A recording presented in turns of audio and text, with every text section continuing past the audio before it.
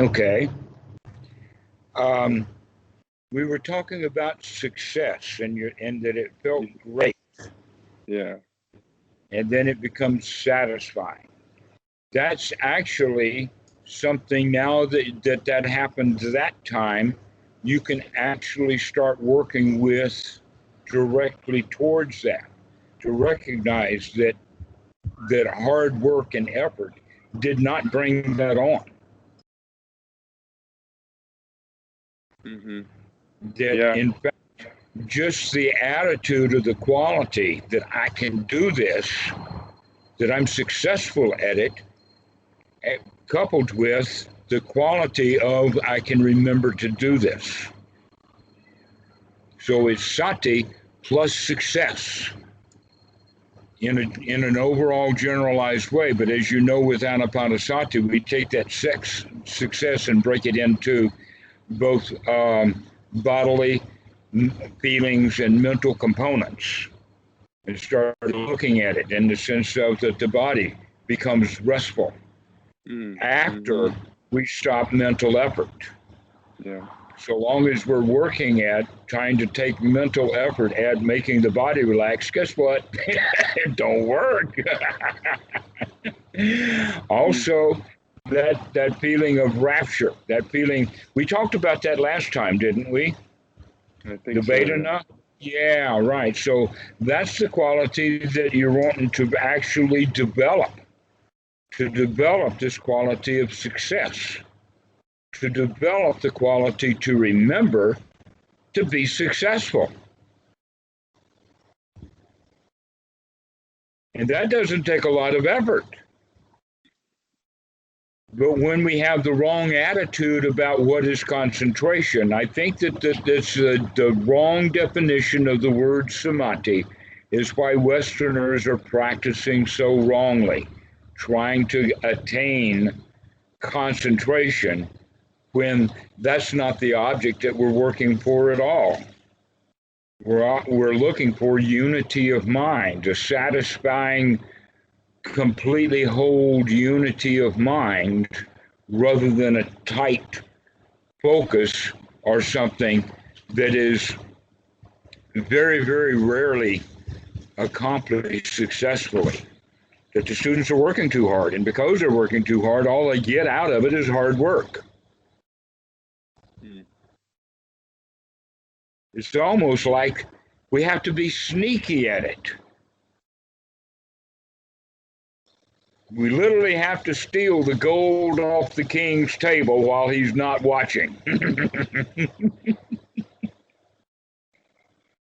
Do you think that is it that with the noting that you're occupying your mind so intensely, um, there was something There, about yeah.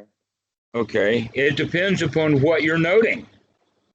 So when you were noting, what were you noting? What was the when you would give a note? What did that note say? What would it, do you have a one word note like rising, falling, touching, sitting, Right. thinking, those kinds of things, huh? Yeah, but I thinking I'd have to get more in depth with on my notes as to planning or um, remembering or strategizing or but really When though you note the strategizing, do you let the strategizing continue? no or when I note the hearing, hearing is definitely one, and that has been really helpful for me. If I note hearing and I can just let that go, and anything with the noting is very that's great about it. As soon as I note it, it falls away. It's Okay. Well, you see, now we're looking at the difference in between noting correctly versus the noting that would be done in choiceless awareness. That they'll note the Mack truck, but they won't get out of the way of it. But you're saying your noting has the quality of letting it fall away. And but that's what not we're but looking not for. a but not a like grabbing it and ripping it away. It's just the act of noting causes it to go away. It's not as if I'm manhandling it. It just goes away, Like when I first started meditating and I was trying to, tell my thoughts to shut up all the time. And they wouldn't, but now they do. Right. Okay, all right, and that's great, right? But what I was saying is that the noting, that I'll start noting, not even noting really, but just feeling all of the sensations, all the really subtle sensations. And that'll occupy my mind to such a high, feels like I get to such a high frequency with just noticing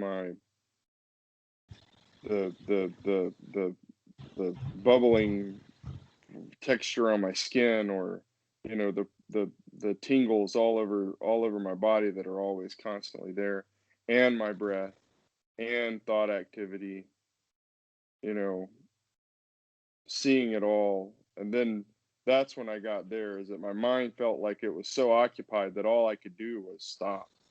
Or All right, let's take a new direction with this. okay, yeah. And that what we're going to start doing is using the noting, but we're going to note things that are much closer to what would be saying in either the Anapanasati Sutta or in the Anapanasati Sutta. The Satipatthana is Sutta number 10. And that's where Mahasi is based. It's based in the Satipatthana, but the word noting sometimes leads people astray. So what we are going to start noting is this a hindrance or not? What kind of thought is it? Is it a thought of the here now, or is it a thought of the past? And so we're going to make a different kind of distinction instead of trying to note it down. Another thing that we're going to do is note other things that you possibly haven't been noting, like the great. That you told me it was great and it felt great, but you didn't note great when you were doing it. Okay? This is the kind of stuff we want to start noting, is the sukkha. Note the joy. Notice it. Acknowledge it. Really love it.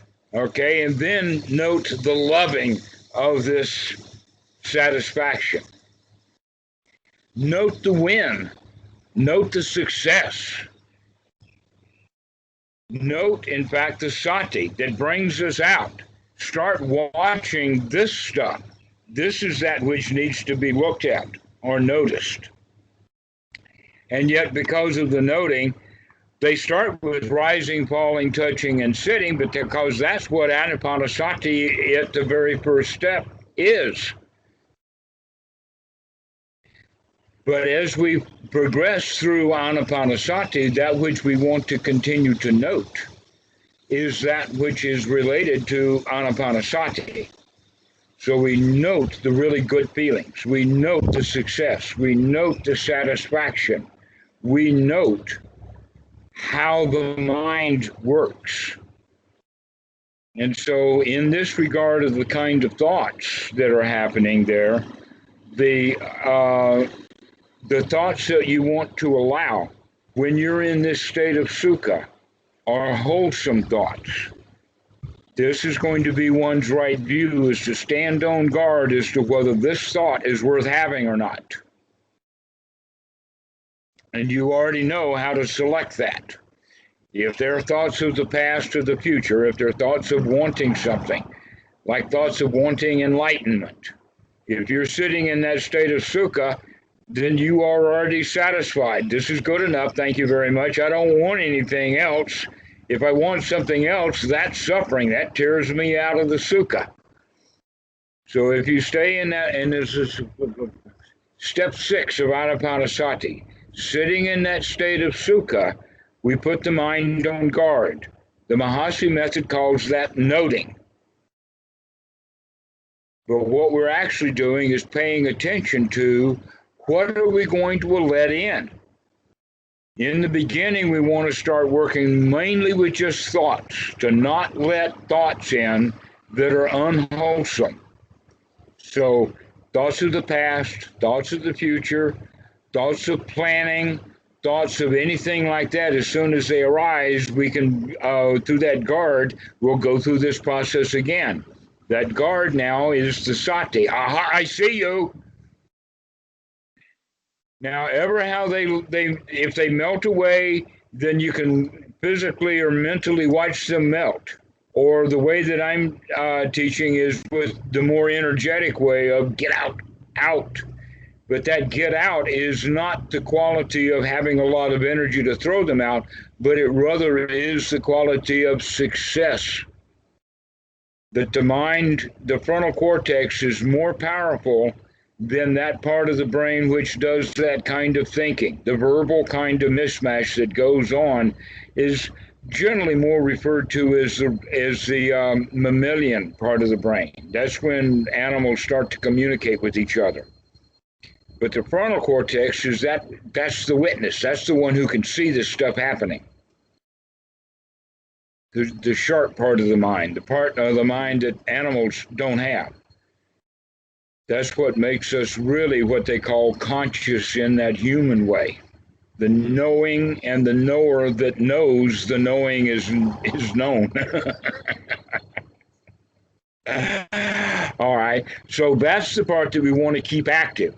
That's the part that's doing the noting. So now we're going to make sure that we're noting the right things. And in that regard, like planning would be something that as soon as the thought begins to arise that has to do with planning, that's going to take us out of our state of sukkha. So we want to not allow that stuff in. Get out. I would rather be here satisfied.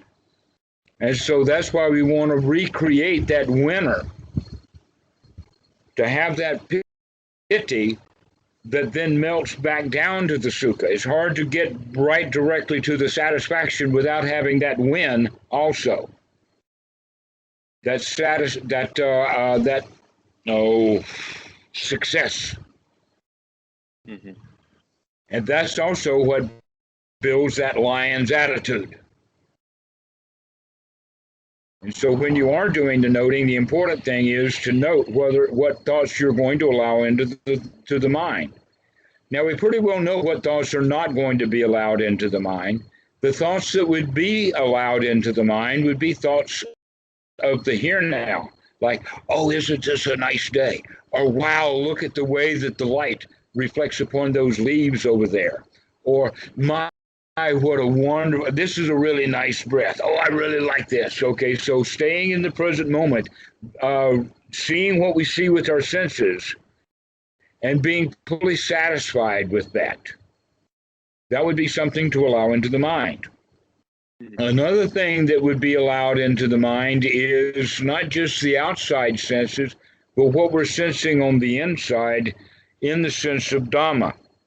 So we could start to contemplate the five aggregates, but not contemplate the five aggregates as if you were reading it out of a book, some intellectual stuff, but just reflect upon this body is not me. These feelings that I have are not me. This consciousness, this ability to see is not who I am. And so we look at the five aggregates in that way. This is not me. This is not myself. This is not I. Whatever I am, I'm certainly not these things. An example would be I can't grow this body. At 120 kilos, I cannot make it 80 kilos. That's just not going to happen. Donald Trump's 6'3". He'd like to be 6'6", but it's not going to happen. He has no control over that body. And if he was 6'3" and wanted to be 6'6", he'd also want to be 21 again, and that's not going to happen. We have no control over the body. Even Jesus talks about you can't even get the body to grow one whit. Your stature, or however how tall you are, or however how much you weigh, or whatever you look like, that's it. And if you enjoy that, your life is good. And if you hate it, then your life sucks. And it doesn't matter what the body looks like. It matters about your attitude about it.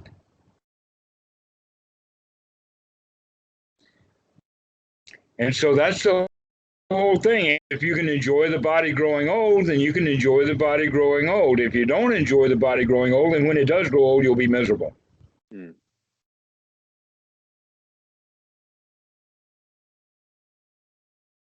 So this is the way I've started looking. You are not the body. You are not the feelings.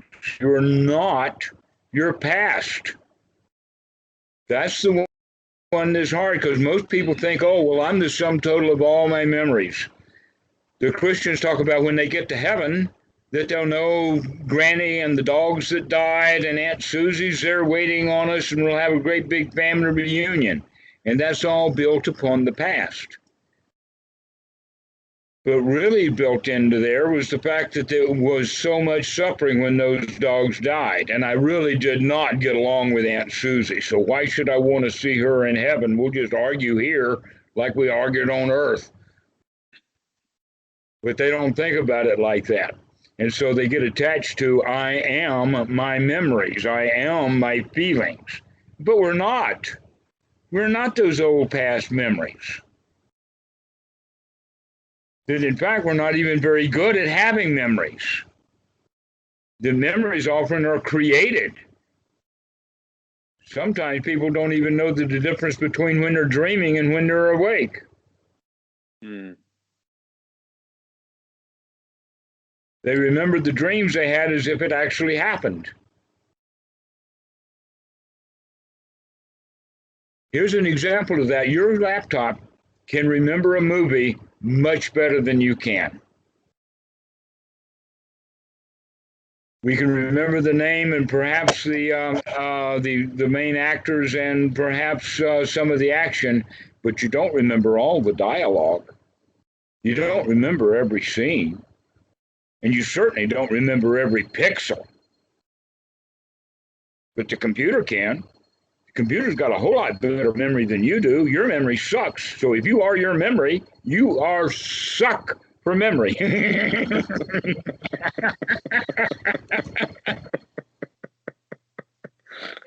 Yeah. So better let the computers do the memory. And we stay in the present moment. Stay out of the past because it's polluted. It's polluted with bad feelings. Why is it polluted with bad feelings? Because when those memories were created, I didn't know how to be joyful.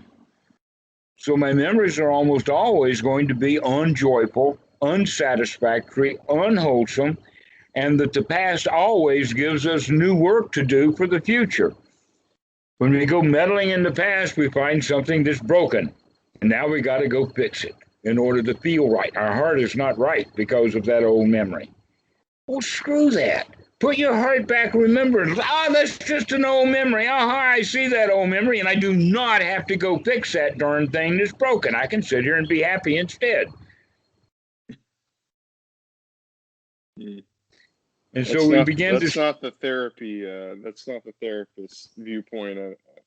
You know, they want you to fix the past, or you know. Right, because that's going to keep them in business. They give Yeah. you tasks that are impossible to do. This is called psychological archaeology. And what often happens is people wind up playing the blame game. I can say, I'm an asshole today because my mama gave me a spanking when I was 4 years old. And Hmm. that's as far as it goes. It's my mom's fault.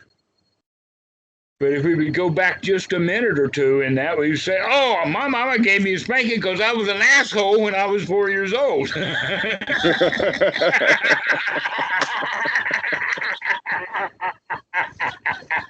And now we begin to say, wait a minute, the cause-effect relationship has got a problem here.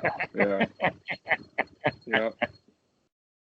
Yeah. You could resentment is sticky. It's you know, you can get so wrapped up and you know, I didn't have the best childhood, so I've had to struggle Name me with. someone who did. Yeah, right. Did Donald Trump? How about his childhood? I rest my case. Yes, our childhood sucks. You know why? In fact, I'll give you an example of someone whose childhood did not suck, the Dalai Lama. But it also happens in Thailand quite often when the parents will actually send their kids to get an education, and by the time they're 3 or 4 years old, they're already in the robes. Sometimes the child is orphaned. But those kids who grow up in the Sangha in Thailand have a pretty good growing up Mm. Yeah. because they're around wise people. The Dalai Lama, he was wise. I love that story about how did they pick a Dalai Lama. These monks, they parade out there with all of these trinkets that they have and everything, and they'll find a child that they really like because of information that comes from all kinds of places. And so they walk up to this family and say, "We think that your child is the next Panchen Lama or Dalai Lama or Whoop-de-Whoop Rinpoche." And so we brought Whoop-de-Whoop Rinpoche's trash, and we want to see if your kid can pick it out. And guess what? The kid will find some toy in there that he likes the best. And guess what? That toy that kid picks out just happens to be Whoop-de-Whoop Rinpoche's favorite toy. Can we please have your kid? Now, if they if they came to that mom and said, "We want your kid. Will you give us your kid?" She's not going to do that. That's crazy. But if we go and tell that mom, "Your kid is Whoop-de-Whoop Rinpoche reincarnate," she might give him up. Mm. That's how they do it in Tibet. In Thailand, they got a much better system. They say, "Oh, let your kid come be a monk, and we'll give him a good education." And you don't lose him the way that the mom who loses her son is the Dalai Lama. In fact, when the kid goes out for Bendabite, guess who's going to put more food in his bowl than any of the other mothers who are out there giving food in their own son's bowl? This is an old tradition in Thailand because in those days that was the best education. Nowadays, the nation of Thailand has a really excellent education system all the way through universities. Many great universities here. Yeah. And so that old system of the childhood monk, but still this society is a much better society to be raised in than the money-grubbing, greedy, magical thinking society that most of the Western kids are brought up in. Yeah. Yeah, I'm trying to figure that part of this out too. Well, you don't have to. You can just drop the past. Yeah. You don't have to figure it out. That's the best part. It's a job best left well undone.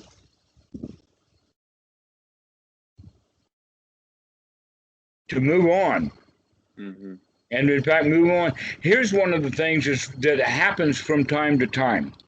People will decide to change cities, and to do so requires a lot of cleaning up. And while in the process of cleaning up this old situation before I move, I'm creating now new situations that now need to be cleaned up. At some time or another, if you're going to leave, you just got to break it off. You cannot have a leaving like that that's like sliced bread. Yeah. The only thing you can do is you can tear that loaf and it's going to be really jagged. All right, so that's your past up to this point, but it's going to be like that no matter what point in life. You can't fix that old stuff. That's a jagged piece of toast or jagged piece of bread that's been broken off of the loaf, and it's not worth fixing. Yeah. And it's stale by now also, so it's not going to be delicious the way that you thought it would be. And so this is one of the good reasons to stay out of the past. This is old, it's stale, it's not delicious, and it's all broken up. Yeah. And so being on guard to keep the mind out of the past is that which is worth noting.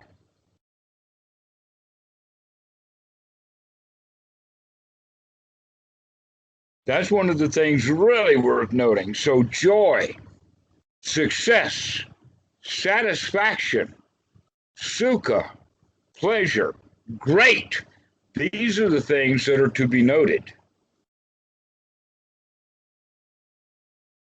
to be remembered, the things that are associated. Now, during our living day outside, we can also do things like noting grasping, reaching, touching, sitting, those kinds of things, and note them well. And that as we progress, I'll give you more and more stuff on that.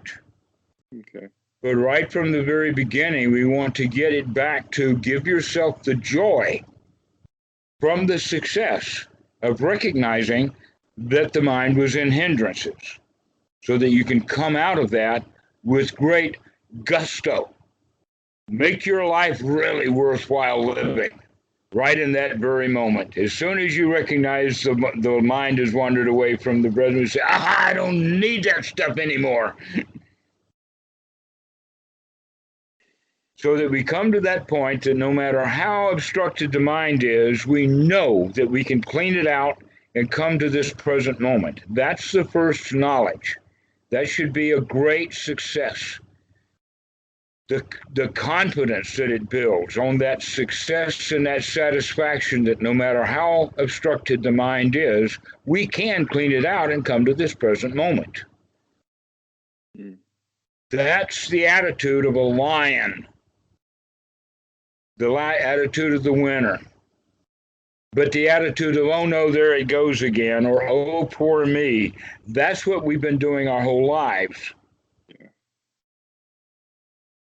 There you go again.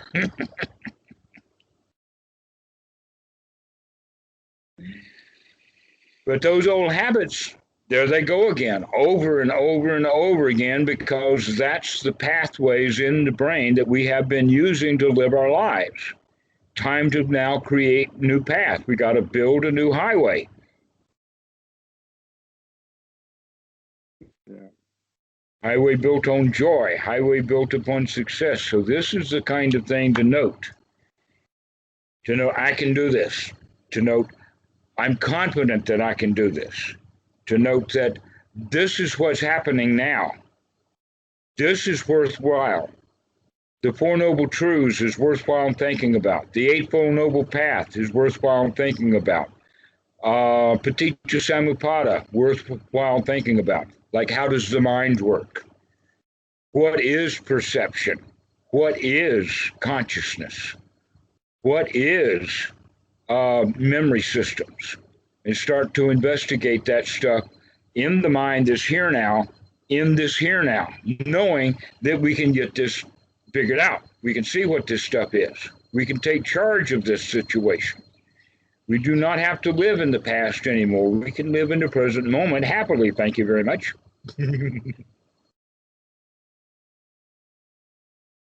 Mm. And so these are the wholesome thoughts that we would allow into the mind. The mind that's wholesome allows only wholesome thoughts. Thoughts of this moment, thoughts of compassion, thoughts of joy, thoughts of helping others, thoughts of generosity, thoughts about the Dhamma. These are the thoughts that are worth having. Thoughts about the past? No. Thoughts about the future? No. Thoughts about things I want? No. Thoughts about things I can get rid of and give to other people? Yes.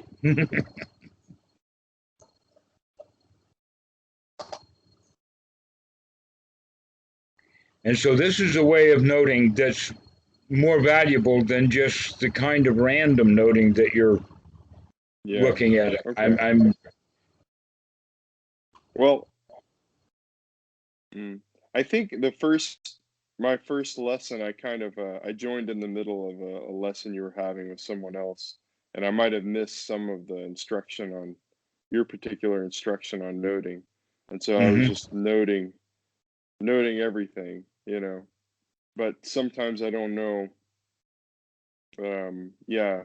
So I think my thing maybe would have been uh, too much of a focus on noting what's going on in the body as opposed to, what's going on in the mind, which if you pay attention to the body, there's a lot going on. Oh, yes.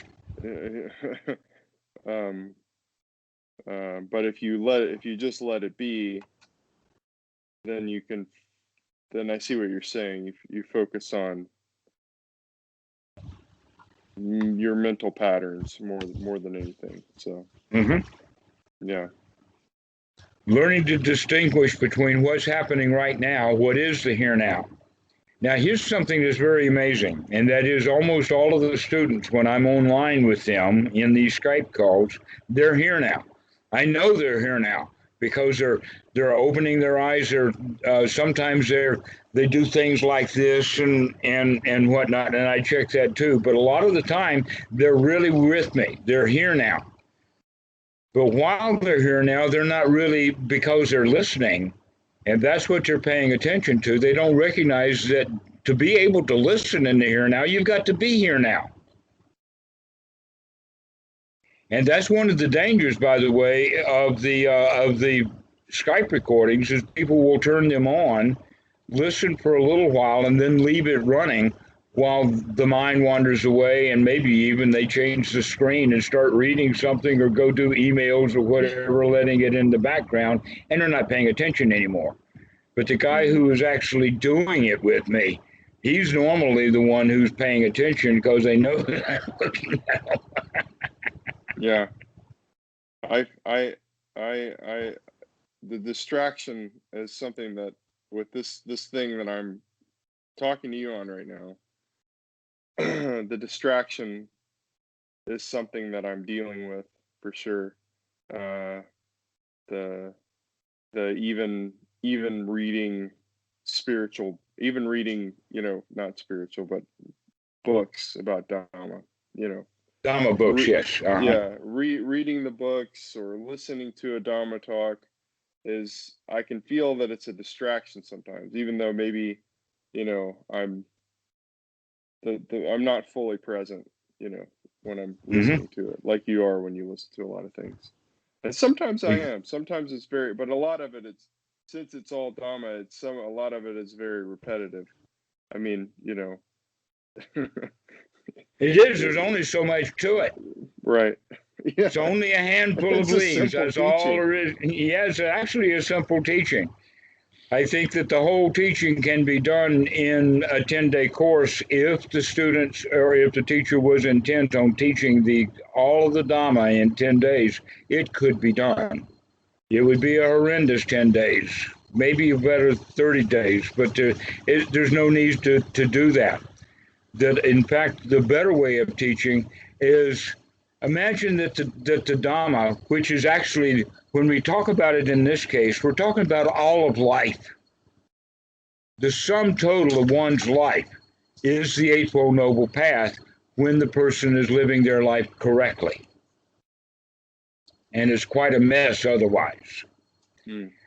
But that whole way of life can be taught in bits and pieces so that the student can begin to put it together.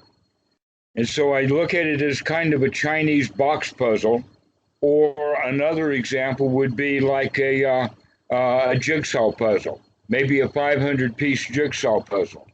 And every time we have a call, I will give you a few more pieces of that puzzle. And each time, then you go with the new pieces and the old pieces that you put together to see if you can get any more of the full picture. And eventually, after a while, you get enough pieces of the puzzle that the picture becomes complete. And now you recognize, oh, this is just one picture. It's not 500 pieces. Mm. just one thing. That's all the Dhamma is, and that picture or that object then is the way to live one's life so that we become happy, wholesome, healthy, useful for other people, as well as having a very marvelous life. Now, people who live that way, some of them become quite famous, others don't. But very few of them ever get really wealthy in the sense of having a lot of money. But they do get enormously wealthy in the sense of having a good life. Yeah. And so this is the Dhamma. If I can give you a few pieces at a time so that you can put this thing together to find out that the teaching is actually just this one thing. And you can take it and look at it and say, oh, the entire teaching of the Buddha is nothing but the phrase, never mind, start again. That's the sum total of the teaching of the Buddha. But wait a minute, I can tell you another way, and that is, don't worry, be happy. That's the sum total of the teachings of the Buddha. Another one would be dukkha, dukkha nirodha, suffering and the end of suffering. That's the entire teaching of the Buddha right there.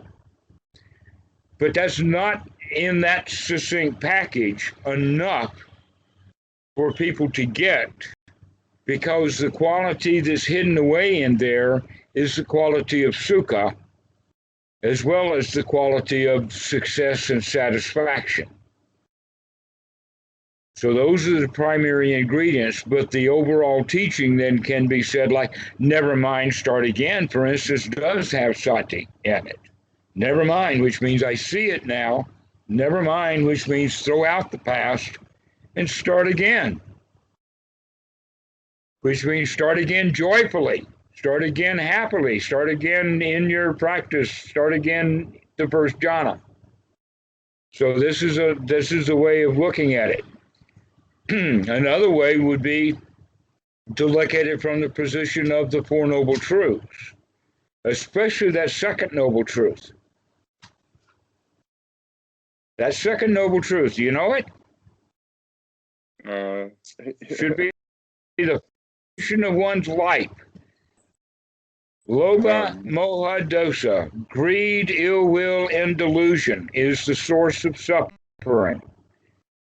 So mama giving me a spanking at the age of 4, that's not the source of my suffering nowadays. That I have to pay taxes is not my suffering. My suffering is I don't like to pay taxes. That's my suffering. If I love to pay taxes, then paying taxes is not a problem. So greed, ill will, and delusion requires us to take on our own responsibility. That this is suffering, and this is the cause of the suffering. That we manufacture the suffering. Once we understand that we manufacture the suffering, and the reason that we manufacture suffering is because we're using very, very old, low quality ingredients. We're using our own mental past. Mm-hmm. But when we start changing that manufacturing using modern, up-to-date, wholesome ingredients that are based upon the here now, based upon wisdom, based upon joy, now our manufacturing is not going to be a bunch of crap. Now it's going to be something useful, valuable, worthwhile, having a good life. And it all has to do with this quality of remembering to stay out of the past, remember to be joyful instead. Any teaching who has that as the quality of it will be successful. That quality can be taught in Christianity. I've never seen it this way, but it could be. All you'd have to do is say, remember that Jesus is your Savior, that you've already got everything you need, go and sin no more. And if somebody could pick up on that, okay, all I have to do is remember to not sin, to be here with Jesus. I did see there's a guy, I don't know if you've ever heard of him, from the 80s, Anthony DeMello, or I've heard something. the name, but I don't know very much about him. He was a Jesuit priest, and he basically he wrote books essentially about Dhamma. I mean, putting it in a Christian package, but then he got excommunicated from the Catholic Church. So Wonderful. seemed like a great Best guy. thing that ever happened to him.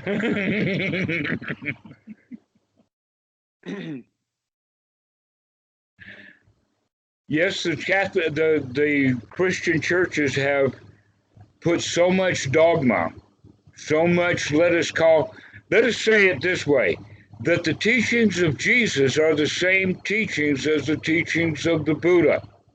But Christianity is nothing but Western Buddhism plus Jesus. Yeah. Western Buddhism is the same as Western Christianity. Western Buddhism has made the same mistakes that Western Christianity has made, and by the very dot of it, in fact, it's very likely for people to turn the Buddha into some sort of God and put him up there with Jesus. Instead of just seeing him as a really happy bopping down the road kind of dude that has really figured it all out. That's the way to look at the Buddha. He's absolutely human, and he's right now absolutely dead. But thanks for leaving a legacy. Yeah. Yeah. Yeah. Getting bogged down in all the religiosity or the spiritualness. Mm-hmm. Basically, the way that I would like to say it is looking for love in all the wrong places. Mm-hmm. Have you ever heard that song? Yes. Yeah, that's what the whole modern world is looking for their love in all the wrong places, looking for the outside, looking for it in a partner, rather than looking for the love. The real love is the satisfaction and the success, and to remember to have that satisfaction and success. That's what real love is. Yeah. Bringing us to a noble mind.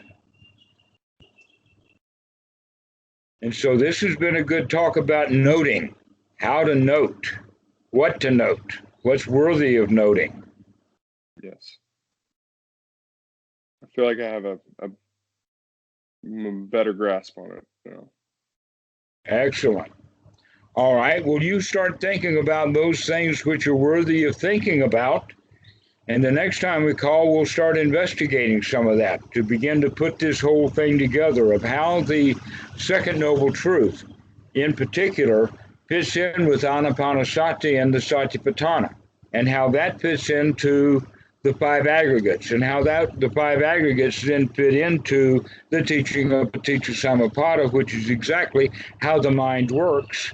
But we're already working with that by practicing anapanasati, by noting the mind and seeing, oh, there it is, that's that hindrance. Let me come out of that and come back. Okay, so in fact, you can begin to see that this is all going to integrate into a unified teaching. It's very easy to understand, but we got to break it down to show the various details of it so that the students can really understand how all of these pieces fit together. And then you've got a good working system. Awesome. So note it well and let it pass. All right. Have a great day. All right. We'll see you.